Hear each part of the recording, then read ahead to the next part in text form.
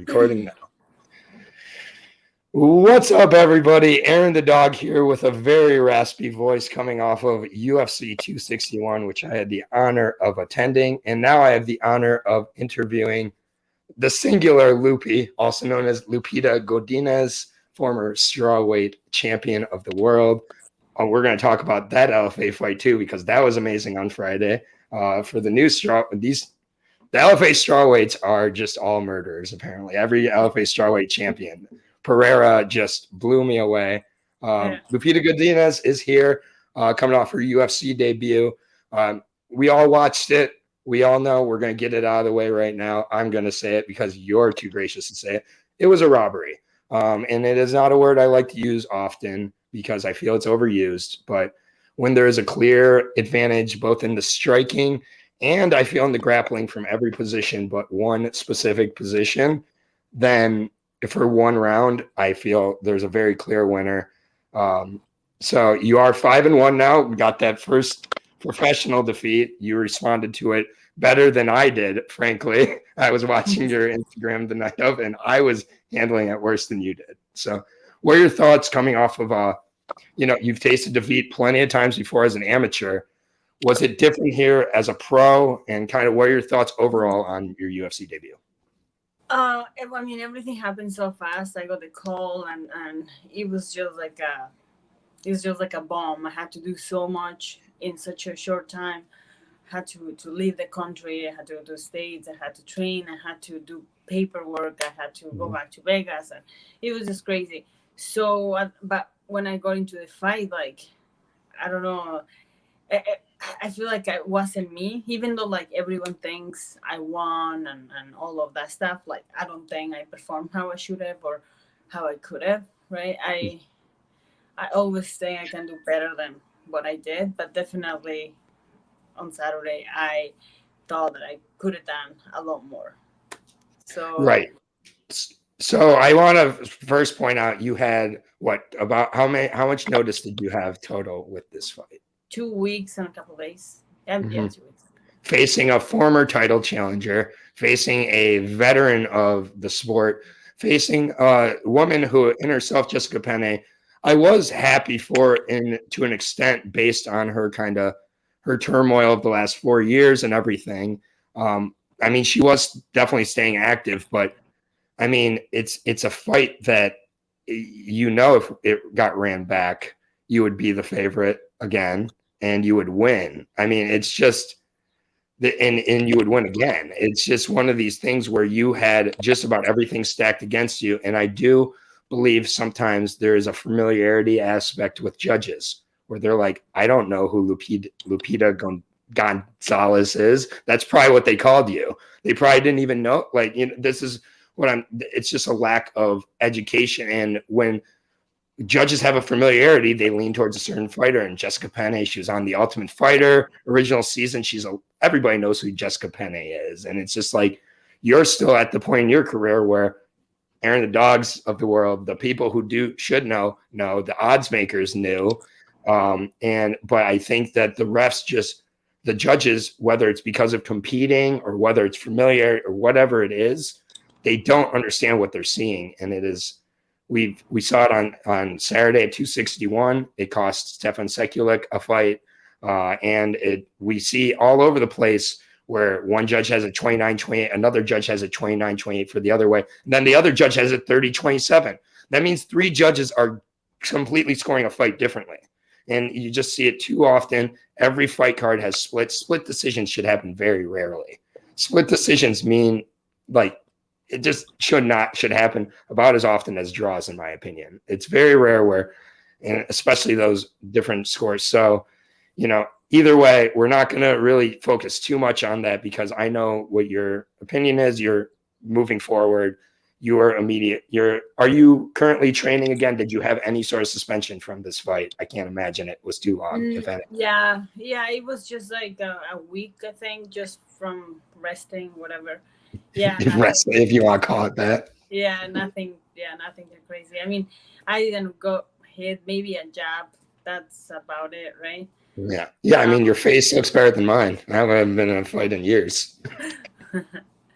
Yeah, so yeah, either way, like if my honey was raised, I wouldn't be happy either way with my performance. So, I'm just learning from this experience. It was a crazy, crazy, crazy experience, and I'm happy I got to have to to go to fight, and regardless of the outcome and everything, like it was amazing to be there, honestly, and I'm I just think gonna you go get, and I forward. think you get, yeah, and I think you gained a lot of fans that night. I mean, I still see the power bomb everywhere. I mean, that's just, and your boxing looked incredibly crisp to me. I'll be the one to give you some compliments because I do think, yeah, I saw, I saw a part of your game that was missing. I'm like, yeah, I noticed that too. I'm not a yes man here. I'm not going to lie. I've been watching all of your amateur and all of your pro fights. I'm a huge fan of you. But I still do think that when you're not at your best, when you're not performing at that, and you're still able to be so competent in there and win the fight, like it's like that is the part to really focus on. Your UFC career is not going to be a short one here. So a loss in your debut or a win in the long perspective of things for you, I respect how you realize it does not exactly matter. There's been multiple UFC champions who've lost their UFC debut. Like it's one of these things. So, we won't really harp on that too much more. I know you've moved forward. I did want to touch on it and, share my opinion because I always will. Now we'll get to the reason my voice is the way it is right now, which I apologize for. And I was in Jacksonville for UFC 261, the first fight with fans involved in 16 months, and it was something that ahead of time I was like, yeah, fans play a role, but it's the same fights. Like these are fighters. They train for like they're going in there and they don't care if people are booing or. I was wrong. I am going to just correct it right now. I mean, the energy, it sounds cliche, was palpable. You saw it affecting everybody from the ring girls to Megan O'Leary to Anthony Lionheart Smith, who has 52 professional fights. And he is walking out there and you can just see, oh yeah, how much it's affecting him. And also at the same point in the ring, how much it was affecting Jimmy Crute in the other way. It was just a fascinating kind of psychological. And I know it's been a while since you fought with fans. How much are you looking forward to getting back in there with fans? Imagine your fight with fans, Jessica Penney. The refs are probably eliminating and probably feeling the pressure of the fans and eliminating the stalling. And I mean, when you started to light her up with that boxing, fans are going crazy. I mean, what does that feel like with fans when you're getting punched in the face? Like, and you hear the fans cheering against you. Like, yeah. all of that. I know that's a crazy question. Go with it where you go with it where Yeah, you. no, it's amazing, and you can never compare no fans and fans. Always it's always like nice to have so many people there watching and screaming your name or even booing. I have never go boo. I don't think No, maybe. I can't imagine booing Lupita Yeah, again for any but reason. like you feed off that energy. Doesn't matter if it's booze or if it's like shares. Mhm. Doesn't matter, right? So Yeah. yeah, I can wait to go back and fight with fans. I think it was really nice to see. Like even though in TV, like it was full and people are going crazy and Yeah. screaming, and it's just so good to see. Make me really And the happy. emotion. I mean, the emotion was a part. I'm going to go to the Strawweight Championship fight. Rose Namajunas versus Wiley Zhang. First of all, Strawweight is an incredible weight class. We saw in the opener, Carnelosi. My goodness, that woman. I don't know how she makes 115 pounds. The way she was hitting was frightening. And Ling Na also put on a performance in the first fight. And that's the first fight in front of fans with strawweight Yeah, female competitors. And it's just the best fights of the night are female fights. And it's one of my favorite parts about the sport of MMA. And then I'll get back to the strawweight question. But it's the ultimate equal playing field in sports. There's no other sport where the biggest fight card of the year has two women title fights at the top of it. And those were the fights people were excited about more than the Usman Masvidal fight. Yeah. And they were, I mean, it was just incredible. Yeah. It was only a minute. So that is the part that is like unfortunate, is that but what Rose did in 1 minute was incredible to make to make Zhang react that way. I mean, put her hands down for a head kick, and it just landed it perfectly. And then Zhang's reaction, Zhang is always such a sportsman and always so composed, but the fans are going crazy. She's flown over from China. This is a year since her last fight, and she loses in a minute.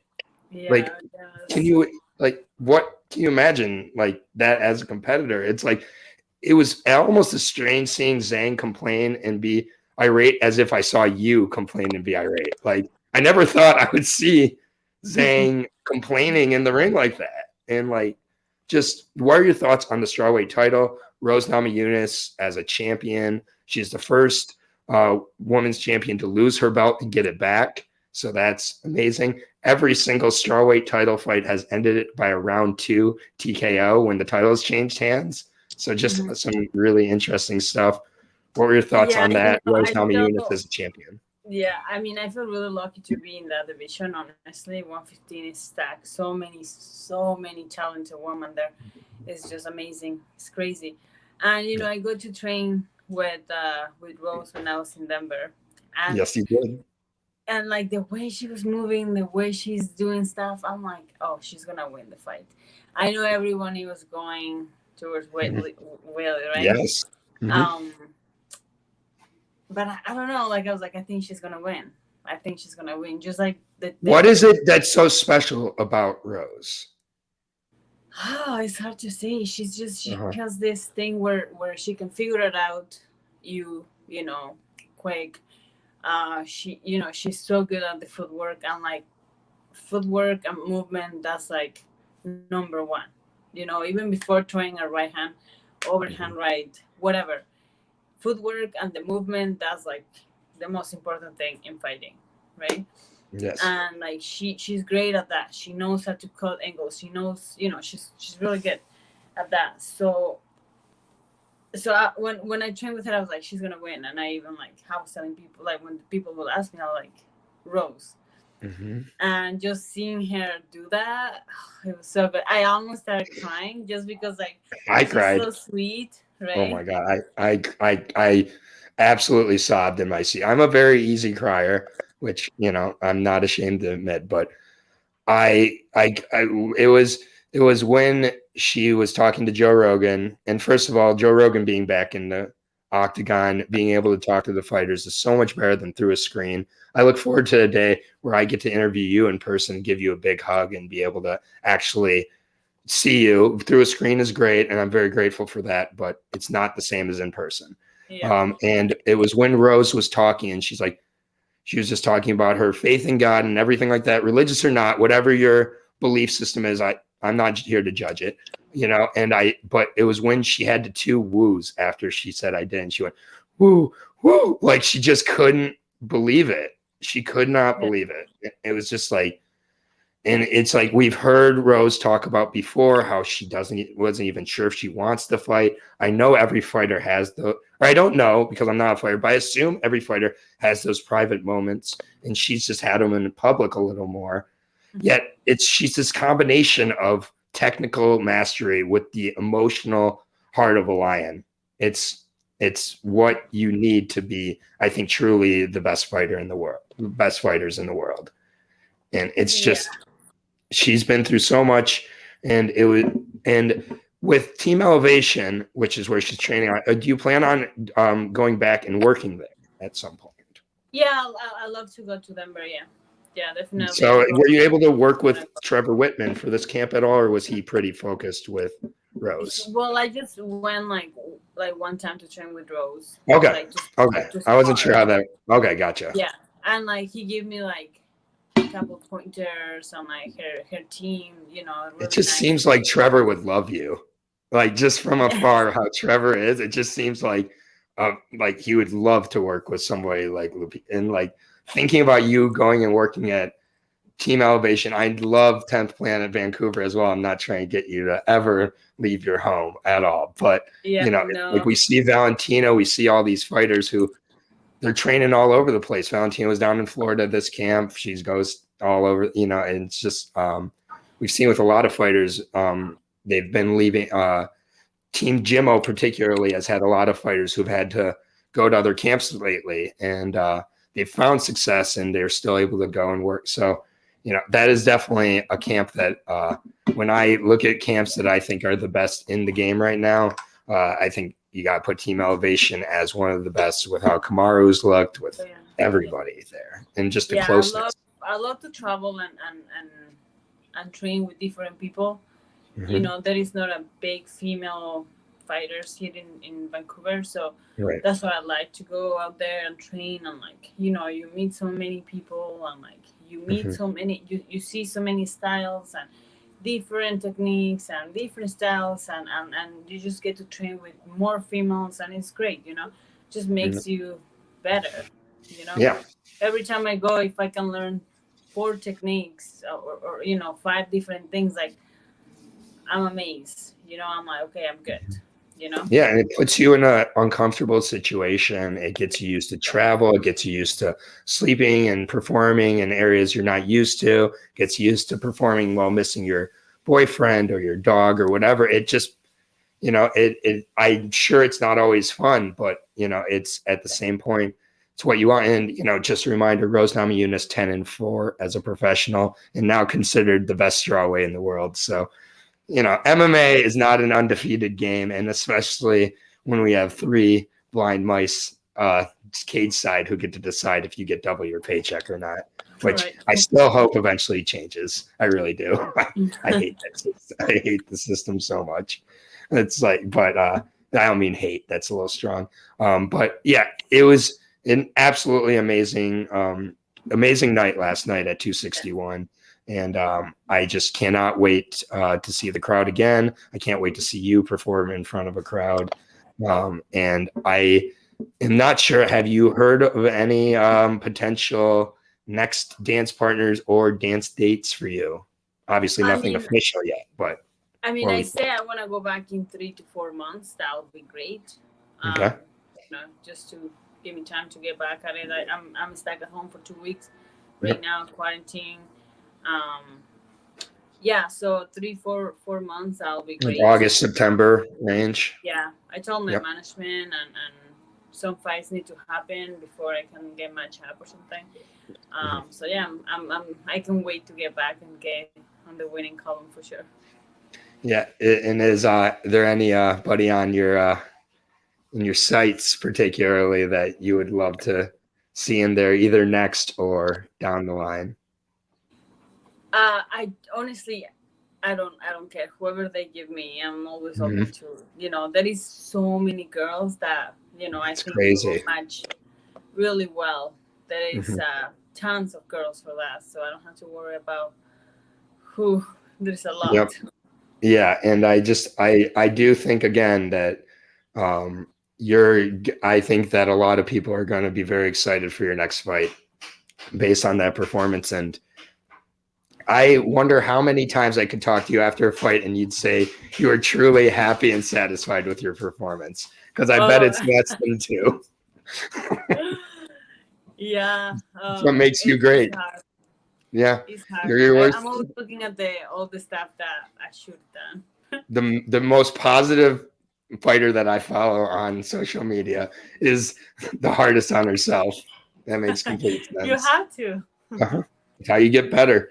Exactly. But yeah, it's really always great to catch up with you. I always am here to talk to you, whether you have a fight announced, whether it's not announced, whether it's a win, whether it's a loss. Aaron the dog will always remember Lupita Godinez. You were my second interview ever. And you know, it's every time I get to interview you, it's an absolute joy. And I'm always happy to put a little shine on the Lupita name because it deserves it. And whoever you're in there against next, I cannot wait. And we'll definitely talk ahead of that too. Thank you for putting up with my voice here today. No, thank you for doing this. It's just you know, it'll come back in a few days. I don't really want to talk to anybody right now because I feel like they're gonna think I'm sick, and then it's like Yeah. I'm in Washington D.C., so it's like really really strict here, and like I came from Florida, like I'm just like, you know what, I just won't talk to anybody for a couple of days. But you are an exception in all senses of the word. Is there anything that you would like to plug or mention before we kind of, you know, take off here today? Just like the usual, like thank you for doing this, and thanks everyone that has been with me since day one, and all the people that they've been messaging me. I have been receiving a lot of messages, a I'm lot of sure. followers, a lot of people that really, like my style, and that makes me really happy. A lot of people that want me back in the cage, and that really, makes me happy, even though I don't even perform how I wanted to, and then they still want to see me. I mean, that's great. Yeah. And yeah, that's it. Follow me on Loopy Godinez on Twitter, Instagram, Facebook, and that's it. Thank you very much. Yeah, absolutely. And Aaron the Dog with MMA Stooges. Follow us for all breakdowns, interviews here on the channel. Aaron Jay Brooks on Twitter if you'd like to follow that. Aaron the Dog Guy on Instagram. Yep, but that's gonna wrap up my little Aaron the Dog talk with Lupita, Loopy Godinez. Always a pleasure to have you on.